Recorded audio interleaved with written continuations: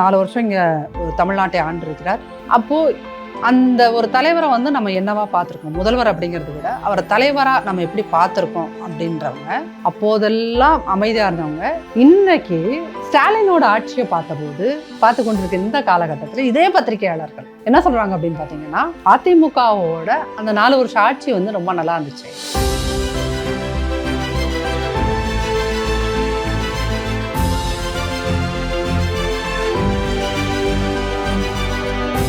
நான் தலைவன் என்பவன் நான் பேசுபவன் அல்ல, செய்பவன், என் செயல்களே என் வார்த்தைகள்.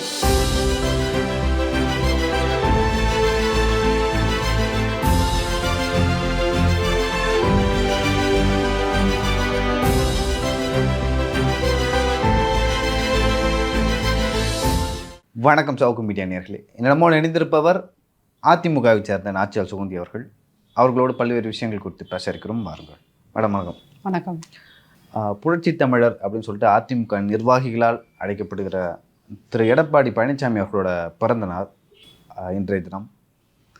நீங்கள் பத்திரிகையாளராக இருந்தப்போ எடப்பாடி பழனிசாமி அவர்கள் அப்போ தான் கட்சியில் வந்து கொஞ்சம் கொஞ்சமாக எமர்ஜ் ஆகி வர்றாரு. நீங்கள் பத்திரிகை துறையிலேருந்து வெளியே வந்த சமயம் அப்போ தான் எனக்கு தெரிஞ்சு அந்த காலகட்டத்தில் கொஞ்சம் முதலமைச்சராக ஆகிறாரு அப்படின்னு சொல்லிட்டு நினைக்கிறேன் எடப்பாடி பழனிசாமி அவர்கள்.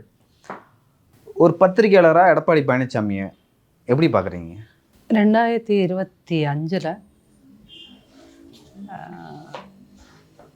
சாணக்கியர்லாம் நீங்கள் யாரையோ சொல்லிட்டு இருந்திருக்கோம் தமிழ்நாட்டு அரசியலில். அதற்கான அத்தனை பொருத்தமும் இருக்கின்றவர். நான் இதை மிகைப்படுத்தி சொல்கிற மாதிரி உங்களுக்கு தோணலாம். காலம் போக போக அதை புரிஞ்சுப்பீங்க. ஏன் அப்படின்னீங்கன்னா, அவர் முதல் முறை முதலமைச்சராக அனௌன்ஸ் பண்ணப்பட்டப்போ எல்லாருமே ஒட்டுமொத்த தமிழ்நாடுமே வந்து வியந்து பார்த்தது. ஏன்னா யார் இவர் அப்படிங்கிற ஒரு கேள்வியில் யார் இவர் அப்படிங்கிற அந்த ஒரு வியப்பு ஆர்வம் இருந்தது. அவருடைய அந்த 4 வருஷ ஆட்சி அப்படிங்கிறது அதில் வந்து ஒரு 1.5 வருஷம் கொரோனாவில் போயிடுச்சு. ஆனால் அந்த காலகட்டத்திலையுமே வந்து அவர் வந்து 11 மெடிக்கல் காலேஜஸ் கொண்டு வந்தார். திமுக ஆட்சி வந்து திமுக உங்களுக்கு வந்து மத்திய அரசோட அன்னைக்கு காங்கிரஸ் அரசாங்கத்தோடு சேர்ந்து நம்மளுடைய காவேரி ஓடுகின்ற தஞ்சாவூர் மண்டலத்தை வந்து அது அங்கே இது எடுக்கணும், ஹைட்ரோ கார்பன் எடுக்கணும்னு சொல்லிட்டு கொண்டு வந்து மக்கள் 1 வருஷமாக அங்கே போராடி, விவசாயிகள் மிக குறிப்பாக போராடின போது அதை பாதுகாக்கப்பட்ட வேளாண் மண்டலம் அப்படின்னு ஒன்று கொண்டு வந்தார். இந்த மாதிரி மக்களுக்கான விஷயங்களை செய்யும் போது தான் இவர் வந்து ஒரு எப்படி ஆர்டினரியான ஒரு ஆள் கிடையாது அப்படிங்கிறத பத்திரிகைக்காரர்களே அப்போது தான் நிமிர்ந்து பார்த்தாங்க. அது வரைக்கும் நிறைய விமர்சனங்கள் எனக்கு தெரிஞ்சு ஒரு முதல்வராக மிக நெகட்டிவான விமர்சனங்களை பத்திரிகையாளர்களே வைத்த ஒரு முதல்வர் அப்படின்னா அது வந்து எடப்பாடியார் அவர்கள் தான். ஆனால் அது அத்தனையுமே ஒரு செகண்ட் கூட எப்படி சொல்கிறது, ஒரு கலங்காமல் அதை மனசுக்குள்ளே எந்த இடத்துலையும் போட்டுக்காமல் நாம் எதுக்கு இந்த சேரில் உட்காந்துருக்கோம், முதல்வராக உட்காந்துருக்கும் போது நம்மளோட விஷயங்கள் என்ன செய்ய முடியும், அதை நாம் எப்படி செய்வது அப்படிங்கிற தன்னோட விஷயத்தில் மட்டும் அதை மட்டும் கான்சன்ட்ரேட் பண்ணின ஒருத்தராக தான் அவரை பார்க்க முடியும்.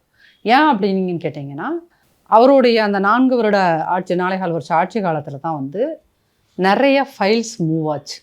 அவரோட சிறப்பாக இன்றைக்குமே அவர்கிட்ட வேலை பார்த்த அந்த ஐஏஎஸ் அதிகாரிகளை கேட்டிங்கன்னா, அவருடைய காலகட்டத்தில் ஃபைல்ஸ் தேங்காது அவர் டேபிளில் அப்படிங்கிறது இன்றைக்கும் அவருக்கு இருக்கின்ற மிகப்பெரிய சிறப்பு. எதையுமே உடனுக்குடன் பார்த்து புரிந்து கொண்டு அந்த விஷயங்களை தெரிந்து கொண்டு அதற்கான கையெழுத்தை போட்டுருவார் அப்படிங்கிறது, எதையும் தேங்க விடாமல் வைத்திருக்கிறது அப்படிங்கிறது மிகப்பெரிய ஒரு சாதனை. அப்போ 2வது விஷயம் எல்லாருமே சொல்கிற விஷயமா என்ன பார்ப்பீங்கன்னா, மக்கள்கிட்ட இருந்து வந்த தலைவர்.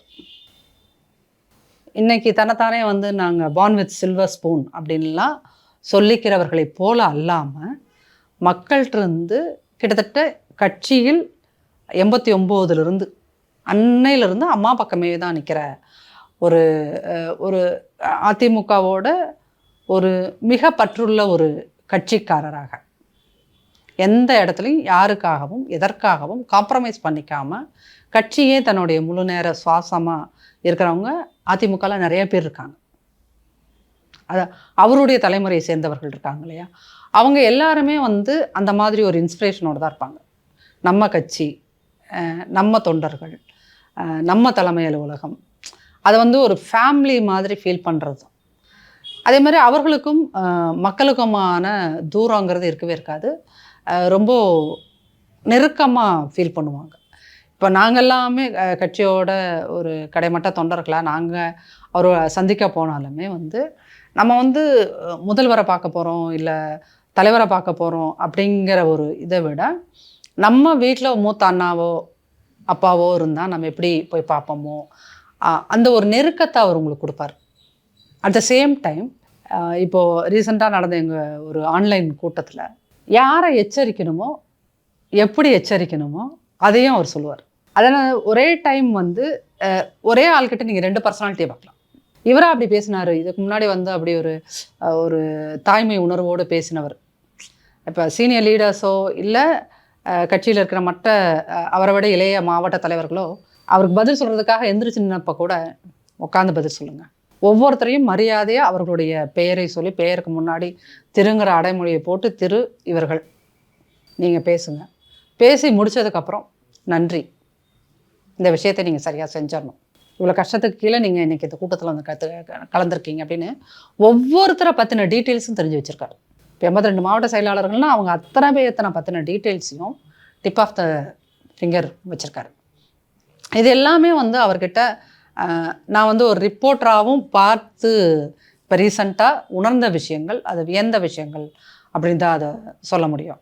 ரெண்டாவது இங்கே வந்து என்ன அப்படின்னீங்கன்னா, நம்ம ஊரில் வந்து ஒரு பொதுவாகவே வந்து ஒரு அபிப்பிராயம் என்ன இருக்குது அப்படின்னிங்கன்னா, நம்ம வந்து ரொம்ப ரிச் ஃபேமிலியிலேருந்து ஒருத்தவங்க வராங்கன்னு வச்சுக்கோங்களேன், ஆட்டோமேட்டிக்காகவே அவங்கள வந்து நமக்கு விருப்பம் இருக்கோ இல்லையோ ஆட்டோமேட்டிக்காக அவங்கள கொஞ்சம் இப்படி அண்ணாந்து பார்க்குறோம்.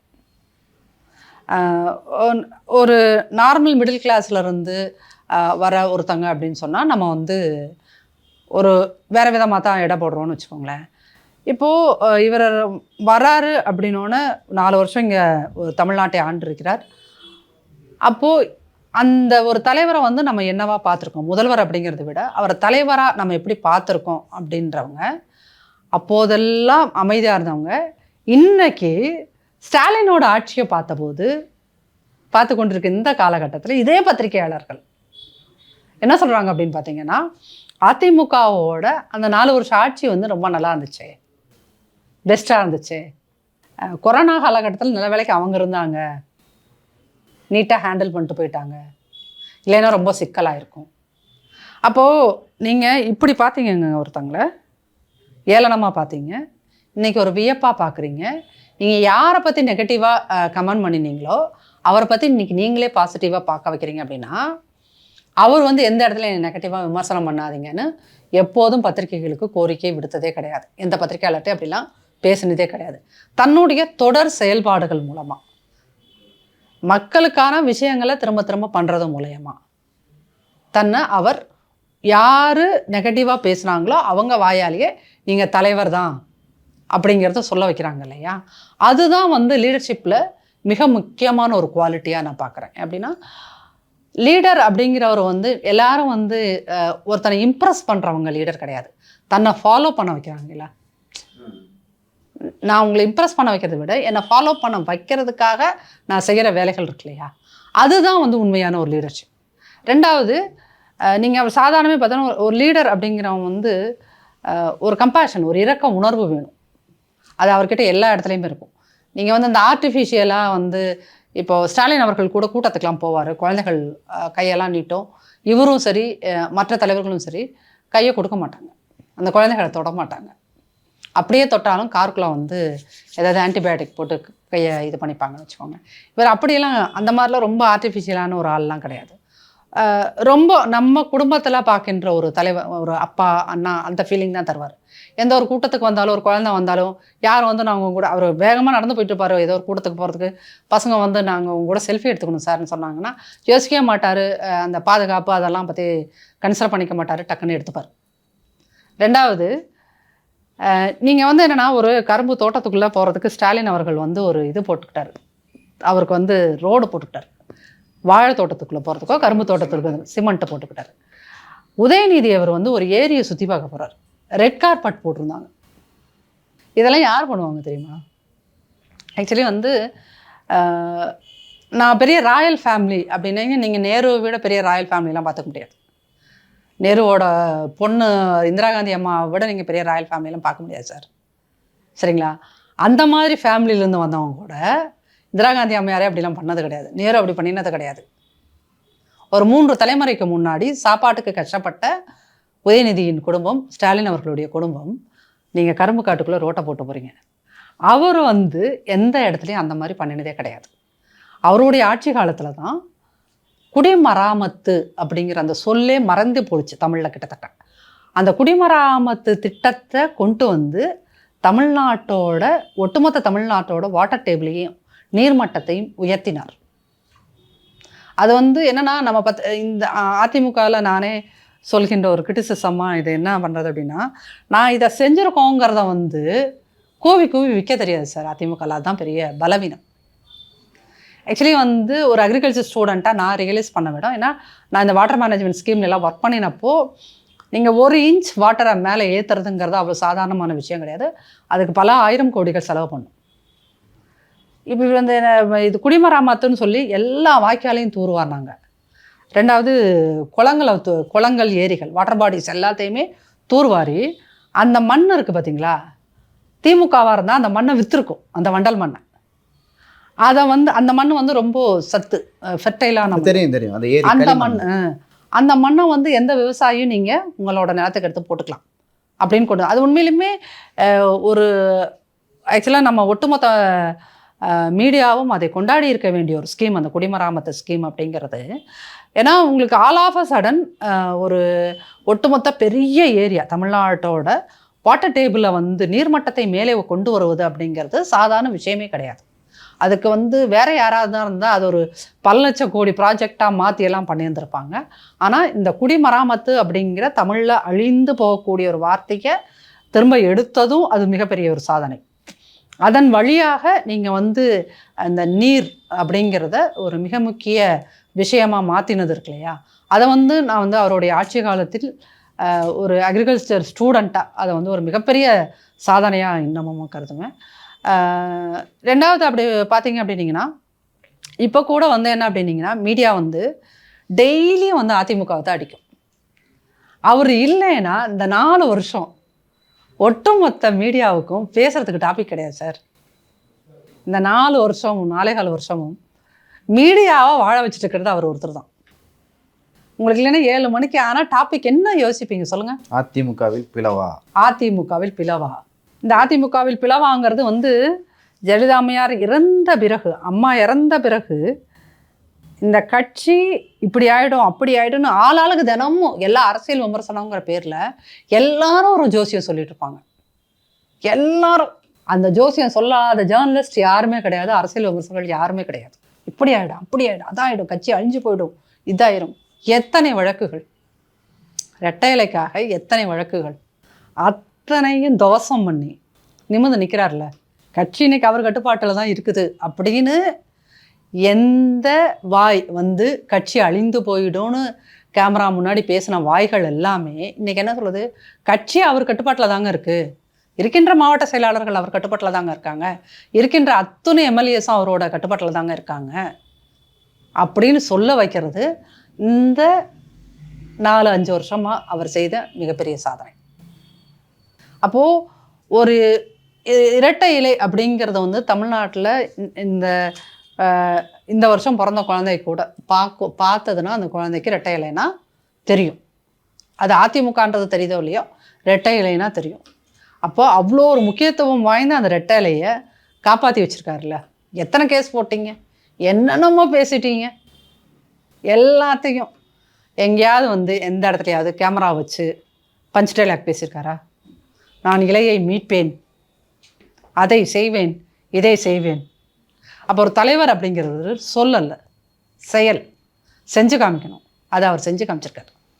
இன்றைக்கி நெகட்டிவாக பேசின கட்சி அழிஞ்சு போயிடும், அப்படி ஆகிடும் இப்படி ஆகிடும்னு சோசியம் சொன்ன அத்தனை பேரும் சொல்கின்ற ஒரு விஷயம், கட்சி இன்றைக்கி அவர் கட்டுப்பாட்டில் தான் இருக்கும். இந்த மாதிரி ஒரு டிரான்ஸ்ஃபர்மேஷன் இருக்குல்ல, இங்கேருந்து இங்கே இப்படி நம்ம பார்த்தவங்கள இப்படி பார்க்க வச்சுருக்கார் இல்லையா, அந்த டிரான்ஸ்ஃபர்மேஷன் தான் அவர் ஒரு முழுமையான தலைவர் அப்படிங்கிறத வந்து மக்கள்கிட்ட சொல்லியிருக்கு. எந்த இடத்துலையுமே அவர் அனாவசியமான டயலாக்ஸ் பேசுனது கிடையாது. நான் இப்படி பண்ணிடுவேன், அப்படி பண்ணிடுவேன், அதை பண்ணிடுவேன், இதை பண்ணிடுவேன். இந்த தமிழ்நாடு பார்த்துச்சு ஒரு 3.5 வருஷமாக ஒருத்தர் டெய்லி மீடியாவுக்கு கண்டென்ட் கொடுத்துட்டு இருந்தார்.